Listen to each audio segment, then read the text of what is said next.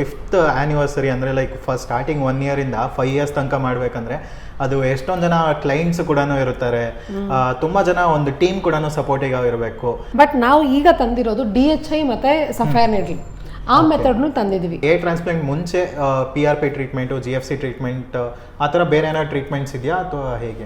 2 kit ತಗೊಂಡ್ರೆ 7,000 ಅಂತ ಇತ್ತಲ್ವಾ, ಈಗ 2 kit it's only for 5,000 only for 5,000 which is ಆನಿವರ್ಸರಿಯಿಂದ ಕೊಟ್ಟಿದ್ದು. ಆ ಇಂಪ್ರೂವ್ಮೆಂಟ್ ನೋಡ್ಬೇಕಂದ್ರೆ if you take it little often ತಗೊಂಡ್ರೆ ಇನ್ನೂ ಚೆನ್ನಾಗಿರುತ್ತೆ. ನೀವು ಅವತ್ತು 5th ಇಯರ್ ಆನಿವರ್ಸರಿಗೆ ಬಂದಿದ್ರಲ್ವಾ ಆ ಸೆಲೆಬ್ರೇಷನ್ಗೆ, ನೀವು ನಿಮ್ಮ ಫೀಡ್ಬ್ಯಾಕ್ ಏನಂತ ಹೇಳಿ. ಯಾಕಂದ್ರೆ this 5 years was not so simple Pavan. ಎಷ್ಟು ಹಿಂಡ್ರೆನ್ಸಸ್, ಹರ್ಡಲ್ಸ್, ಎಷ್ಟು problem. It was not a smooth way at all. So consultation ನಿಮಗೆ ಫ್ರೀ ಇರುತ್ತೆ, ಯಾವುದೇ ಚಾರ್ಜಸ್ ಇರಲ್ಲ ಅಲ್ಲ? ಪ್ಲಸ್ ಮೆಡಿಸನ್ ಎಲ್ಲ ನನಗೊಂದು ಲೋ ಬಜೆಟಲ್ಲೇ ಆಯಿತು.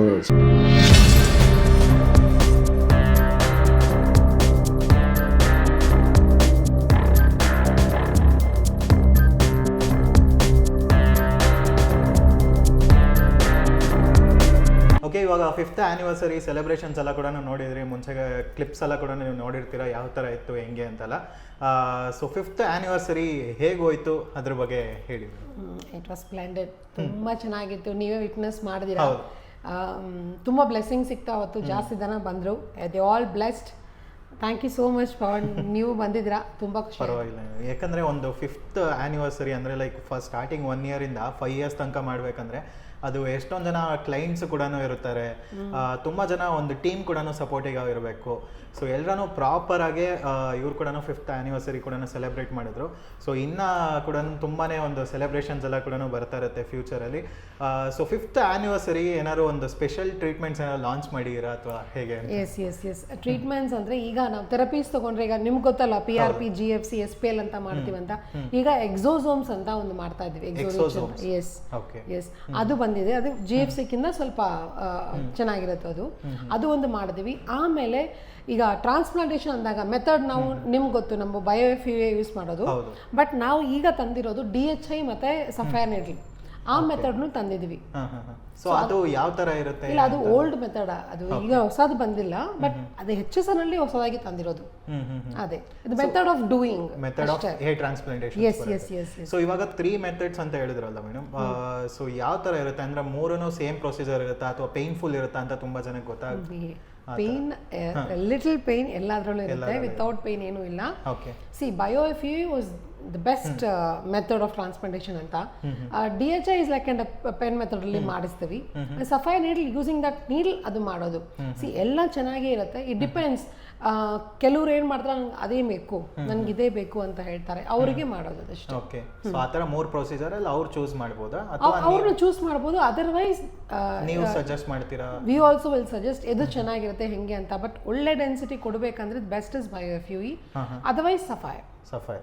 ಓಕೆ, ಸೊ 3 ಪ್ರೊಸೀಜರ್ ಇರುತ್ತೆ hair transplantation. But time 3 same time ತಗೊಳುತ್ತಾ? ಇಲ್ಲ, DHI it takes little long time. ಸ್ವಲ್ಪ ಜಾಸ್ತಿ ಟೈಮ್ ತಗೊಳುತ್ತೆ DHI. ಓಕೆ, ಹೌದು. ಅದನ್ನು ಒಂದು ಗ್ರಾಫ್ಟ್ ಇಸ್ 40 rupees. ಅದು 40 rupees ಬರುತ್ತೆ. ಸೊ ಇದರಲ್ಲಿ 10 rupees per ಗ್ರಾಫ್ಟ್ ಅಂದ್ರೆ BioFUA ಬರುತ್ತೆ. ಸೊ ಇನ್ನ ಎರಡು ಯಾವ ತರ? ಸಫೈರ್ ನೀಡ್ಲ್ ಬಂದು 1 ಗ್ರಾಫ್ಟ್ ಇಸ್ 15 rupees ಬರುತ್ತೆ. ಓಕೆ, ಸೊ ನೆಕ್ಸ್ಟ್ ಇವಾಗ ಇನ್ನೊಂದು ಈ ಥರ 3 ಡಿಫ್ರೆನ್ಸ್ ಇದೆ. ಟೈಮಿಂಗ್ ಕೂಡ ಡಿಫ್ರೆನ್ಸ್ ತಗೊಳುತ್ತೆ.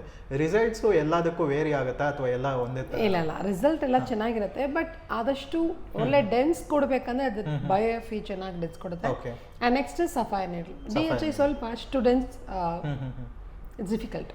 ಓಕೆ, ಸೊ ಏರ್ ಟ್ರಾನ್ಸ್ಪ್ಲಾಂಟೇಷನ್ ಬಗ್ಗೆ ಕೂಡ ಇವಾಗ ಕೇಳಿದ್ರಿ. ಸೊ 3 ಡಿಫ್ರೆಂಟ್ ಟೈಪ್ಸ್ ಇರುತ್ತೆ, ಆಮೇಲೆ ಪ್ರೈಸಿಂಗ್ ಕೂಡ ಆಯಿತು. ನೆಕ್ಸ್ಟ್ ಇವಾಗ ಏರ್ ಟ್ರಾನ್ಸ್ಪ್ಲಾಂಟ್ ಮುಂಚೆ PRP ಟ್ರೀಟ್ಮೆಂಟು, GFC ಟ್ರೀಟ್ಮೆಂಟ್ ಆ ಥರ ಬೇರೆ ಏನಾದ್ರು ಟ್ರೀಟ್ಮೆಂಟ್ಸ್ ಇದೆಯಾ ಅಥವಾ ಹೇಗೆ? ಇಲ್ಲ, ಅದು ನಾರ್ಮಲ್ PRP, GFC. ಅದೇ ಹೊಸದಾಗಿ ಎಕ್ಸೋಸೋಮ್ಸ್ ಅಂತ ತಂದಿದ್ದೀವಿ ಅಂತ ಹೇಳಿದಲ್ವಾ, ಅದು ಇನ್ನೂ ಸಖತ್ತಾಗಿ ಕೆಲಸ ಮಾಡುತ್ತೆ. ಆ್ಯಂಡ್ SPL ಬಗ್ಗೆ ನಾವು ಆಲ್ರೆಡಿ ಹೇಳಿದ್ವಲ್ವಾ, ಸೊ ಇದು ಹೆಂಗೆ ಬರುತ್ತೆ ಅಂದರೆ BRP, biotin PRP, GFC, exosomes and SPL ಬರುತ್ತೆ. ಆ್ಯಂಡ್ ಇನ್ನೊಂದು I forgot to tell you, exosomes introduce ಮಾಡಿದೀವಲ್ವಾ, ಇನ್ನೊಂದು ಈಗ SPL ಮುಂಚೆ ಹೆಂಗಿತ್ತು, 1 ಕಿಟ್ 4,000, 2 ಕಿಟ್ ತಗೊಂಡ್ರೆ 7,000 ಅಂತ ಇತ್ತಲ್ವಾ, ಈಗ 2 kit it's only for 5,000 only for 5,000 5,000 which is ಆ್ಯನಿವರ್ಸರಿಯಿಂದ ಕೊಟ್ಟಿದ್ದು. ಸೊ ಅದು ಕೂಡ ನೀವು ಆಫರ್ಸ್ನ ಯೂಸ್ ಮಾಡ್ಕೊಬೋದು. ಬಟ್ ಈ 3-4 ಯಾವುದು ರಿಸಲ್ಟ್ಸ್ ಬೇಗ ಬರುತ್ತೆ ಅಂತ ಅದು ಒಂದು ಕೇಳ್ತಾರೆ. ಸಿ ಅದು ರಿಸಲ್ಟ್ ದ ಬೆಟರ್, ಒಂದಕ್ಕಿಂತ ಇನ್ನೊಂದು ಬೆಟರ್ ದನ್ ದ ಬೆಸ್ಟ್, ಎಲ್ಲ ಚೆನ್ನಾಗಿರುತ್ತೆ. ಆ್ಯಂಡ್ ಇನ್ನೊಂದು ಈಗ ಪೇಷಂಟ್ಸ್ ಬರ್ತಾರಲ್ವಾ, ಅವ್ರ ಕಂಡೀಷನ್ ನೋಡಿಬಿಟ್ಟು ವಿಚ್ ಇಸ್ ಬೆಟರ್ ಅಂತ ಹೇಳ್ತೀವಿ, which will have give better ಇನ್ನೂ ಗುಡ್ ರಿಸಲ್ಟ್ ಸಿಗುತ್ತೆ ಅಂತ.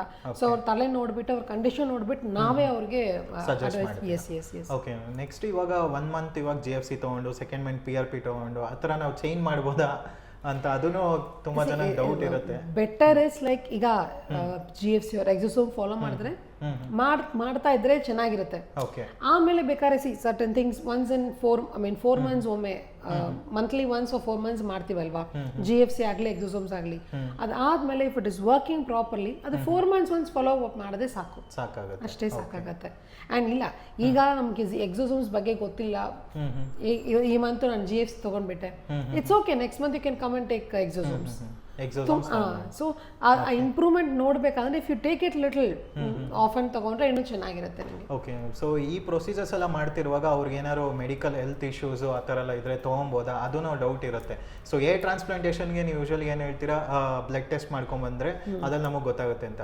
ಬಟ್ ಈ ಟ್ರೀಟ್ಮೆಂಟ್ಸು GFC PRP ಅದೆಲ್ಲ ಮಾಡಿಸಿದ್ರೆ ಅದಕ್ಕೂ ಬ್ಲಡ್ ಟೆಸ್ಟ್ ಏನಾದ್ರು ಮಾಡಬೇಕು? ಇಲ್ಲ, ನಾಟ್ ನೆಸೆಸರಿ. ಅವ್ರ ಬ್ಲಡ್ ಅನ್ನು ತೆಗೆದು ಅದಕ್ಕೆ ಕೊಡೋದಲ್ವಾ. ಅಂಡರ್ಸ್ಟ್ಯಾಂಡ್ಲಿ ಅವ್ರಿಗೇನಾದ್ರೂ ಅಲರ್ಜಿ ಇರ್ಬೋದು, ಅವ್ರು ತುಂಬ ಕೋಲ್ಡ್, ಸ್ನೀಸ್, ಎಲ್ಲ ಫೀವರ್ ಏನಾದ್ರು ಇರ್ಬೋದು, ಆ ಥರ ಇದ್ರೆ ನಾವು ಮಾಡಲ್ಲ. ಅದನ್ ದಟ್ ಅವ್ರಿಗೇನು ಸ್ಪೆಸಿಫೈಡ್ ಅಲರ್ಜಿ ಇಲ್ಲ ಅಂದರೆ ವಿ ಕ್ಯಾನ್ ಡೂ ಇಟ್. ಯಾವಾಗಲೂ ನೀವು ಬಂದು ನನ್ನ ಕ್ವೆಶನ್ಸ್ ಕೇಳೋದು, ಇದೇನು ಇಂಟ್ರೊಡ್ಯೂಸ್ ಮಾಡಿದ್ರೆ, ಇದೆಷ್ಟು, ಇದೆ ಹೆಂಗೆ, ಅದೇ ಹೆಂಗೆ ಅಂತ. So I just wanted to ask you, ನೀವು ಅವತ್ತು 5th ಇಯರ್ ಆನಿವರ್ಸರಿಗೆ ಬಂದಿದ್ರಲ್ವಾ ಆ ಸೆಲೆಬ್ರೇಷನ್ಗೆ, ನೀವು ನಿಮ್ಮ ಫೀಡ್ಬ್ಯಾಕ್ ಏನಂತ ಹೇಳಿ. So 5th year anniversary celebrations usually ಏನಂದರೆ ಅದಕ್ಕೆ ಮುಂಚೆನೇ ಒಂದು ಸೆಲೆಬ್ರೇಟ್ ಮಾಡಿದ್ವಿ. ಸೊ ಎಂಪ್ಲಾಯೀಸ್ ಡೇನ ಒಂದು ಸತಿನೂ ಸೆಲೆಬ್ರೇಟ್ ಮಾಡಿದ್ವಿ. ಅದಾದಮೇಲೆ next 5th year anniversary celebrations first ಎಲ್ಲ ಪೂಜೆ ಎಲ್ಲ ಮಾಡಿ, ನಿಮ್ಮ ಫೇವ್ರೆಟ್ ಗಾಡ್ದು ಗಣಪತಿದು ಎಂಟ್ರೆನ್ಸಲ್ಲಿ ಇಟ್ಟಿದ್ರು ಅದೆಲ್ಲ ಪೂಜೆ ಎಲ್ಲ ಮಾಡಿ, ನೆಕ್ಸ್ಟು ಎಂಪ್ಲಾಯೀಸ್ ಮೇಯ್ನು ಟೀಮಿಂದ ಯೂನಿಫಾರ್ಮ್ಸ್ ಎಲ್ಲ ಹಾಕ್ಕೊಂಡು ಆ ಕಡೆ ಅವ್ರ ಕಡೆ ಒಂದು ಕಡೆ ನಿಂತಿದ್ರು, ಮತ್ತು ಈ ಕಡೆ ಎಲ್ಲ ಇನ್ಫ್ಲುಯೆನ್ಸರ್ಸ್ ಎಲ್ಲ ನಿಂತಿದ್ರು, ಮತ್ತು ಈವನ್ ಕ್ಲೈಂಟ್ಸ್ ಕೂಡ ತುಂಬ ಜನ ಅವರು ಬಂದಿದ್ದರು. ಅದಾದಮೇಲೆ ಕೇಕೆಲ್ಲ ಕಟ್ ಮಾಡಿ ನೀವು ಕೂಡ ಶೇರ್ ಮಾಡ್ಕೊಂಡ್ರಿ ನಿಮ್ಮ ಎಕ್ಸ್ಪೀರಿಯನ್ಸ್ನೆಲ್ಲ, ಸ್ಟಾರ್ಟಿಂಗ್ ಜರ್ನಿಯಿಂದ ಇವಾಗ ಯಾವ ಥರ ಇತ್ತು, ಯಾವ ಥರ ಎಲ್ಲ ನಾವು ಇಂಪ್ರೂವ್ಮೆಂಟ್ಸ್ ಮಾಡಿದ್ದೀರಾ, ಅದೆಲ್ಲ ಕೂಡ ಚೆನ್ನಾಗಿತ್ತು. So 5th year anniversary celebrations ಎಲ್ಲನೂ ಕರೆಕ್ಟಾಗಿ ಹೋಯ್ತು ಅಂತಲೇ ಹೇಳ್ಬೋದು. ಅದೊಂದು ಚೆನ್ನಾಗಿತ್ತು actually. I am happy to get a feedback from Pavan. ಯಾವಾಗಲೂ ನನ್ನ ಕ್ವೆಶನ್ ಕೇಳೋದು ಇದು. I just wanted to ask, ಯಾಕಂದರೆ this 5 years was not so simple Pavan. ಎಷ್ಟು ಹಿಂಡ್ರೆನ್ಸಸ್, ಹರ್ಡಲ್ಸ್, ಎಷ್ಟು problem. It was not a smooth way at all. So ಅದರಲ್ಲಿ without ನಮ್ಮ team ಸಪೋರ್ಟಿಂದ ಇಟ್ಸ್ ಹೈಲಿ ಇಂಪಾಸಿಬಲ್.